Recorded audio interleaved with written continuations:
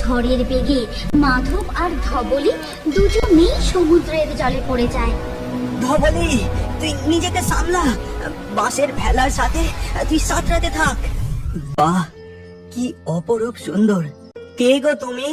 কি সুন্দর তোমার রূপ! তোমার যে দেখি লেজও আছে, তার মানে কি তুমি সত্যি সত্যি জলপরি? মাধবকে দেখে স্বর্ণ জলপরি একটু ভয় পেয়ে যায়। ভয় পেও না গো জলপরি, আমি তোমার কোনো ক্ষতি করব না। তোমার বাঁশির সুর আমাকে মুগ্ধ করেছে। আমি রোজ লুকিয়ে লুকিয়ে তোমার বাঁশি বাজানো শুনি। সত্যি? তা লুকিয়ে লুকিয়ে কেন শোনো? তুমি তো আমার কাছেই এসে বাঁশির সুর শুনতে পারো। দাঁড়াও, আমি এক্ষুনি আমার বাঁশি বাজিয়ে তোমাকে শোনাচ্ছি।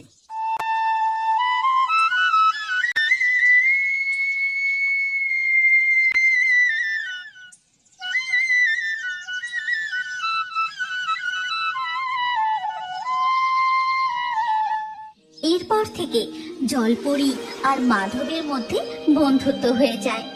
জলপরি রোজ এসে এই বাঁশের ভেলার বাড়িতে বসে মাধবের বাঁশি শোনে। সারা দিন তারা নানান গল্প করে। একদিন, আজ আমি চলি বন্ধু। তুমি এক্ষুনি চলে যাবে? এই তো কিছুক্ষণ আগেই এলে।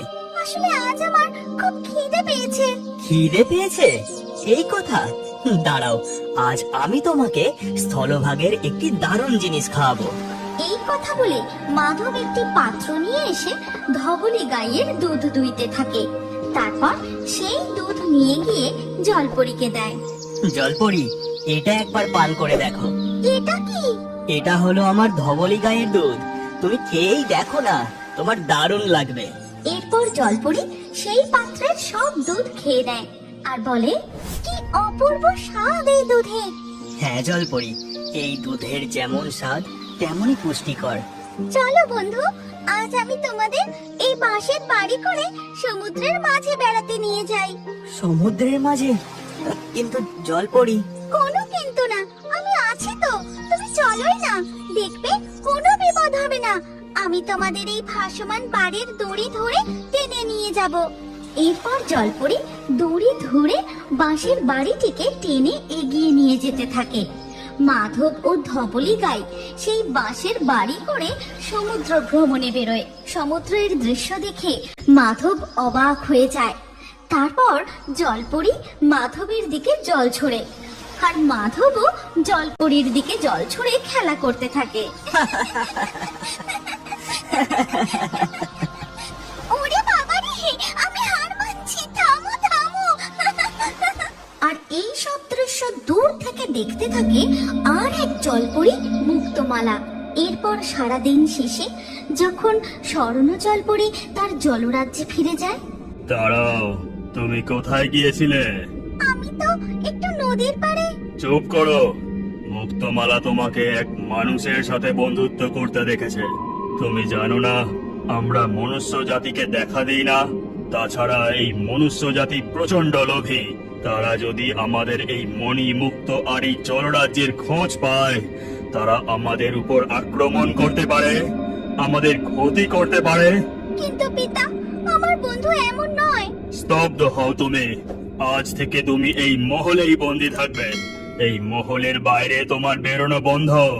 এরপর থেকে জলপরি আর মাধবের সাথে দেখা করতে আসে না। মাধব প্রতিদিন তার জন্য অপেক্ষা করে থাকে। তার খুব মন খারাপ হয়। এই গোটা পৃথিবীতে একমাত্র জলপরিই ছিল মাধবের বন্ধু, তার কথা বলার সঙ্গী। তুমি কোথায় গেলে জলপরি? আমার কাছে তুমি আর কেন আসো না? তোমার জন্য যে আমার খুব মন খারাপ করে। এরপর একদিন হঠাৎ আকাশ কালো মেঘে ঢেকে যায়। তার সাথে শুরু হয় মুষলধারে বৃষ্টি আর বজ্রপাত। প্রচন্ড ঝড়ে মাধবের বাঁশের বাড়ি দুলতে থাকে। সে কিছুতেই নিজেকে সামলে রাখতে পারে না। এ কি, হঠাৎ এত ঝড় বৃষ্টি কেন? আমি যে এই বাঁশের বাড়ি সামলাতেই পারছি না। ঝড়ের দমকা হাওয়ায় মাধবের বাঁশের বাড়ি নদীর জলে ভাসতে ভাসতে সমুদ্রের দিকে চলে যায়। তারপর ঝড়ের বেগে মাধব আর ধবলি দুজনেই সমুদ্রের জলে পড়ে যায়। ধবলি, তুই নিজেকে সামলা, বাঁশের ভেলার সাথে তুই সাঁতরাতে থাক। এরপর মাধব ও ধবলি গাই ভাসতে ভাসতে সমুদ্রের মাঝে চলে যায়। ঠিক তখনই স্বর্ণ জলপরি এসে তার হাতটা ধরে। এ কি বন্ধু, তোমার এই অবস্থা কি করে হলো? তুমি এসেছো জলপরি? এতদিন তুমি কোথায় ছিলে? আমার কাছে আসতে না কেন? সব বলবো তোমাকে। এখন আমি তোমাকে যা বলছি তুমি শুধু তাই করো। এরপর জলপরি তার চুল থেকে জাদু মুক্ত বের করে জাদু করতেই তারা তিনজনে একসাথে অদৃশ্য হয়ে যায়।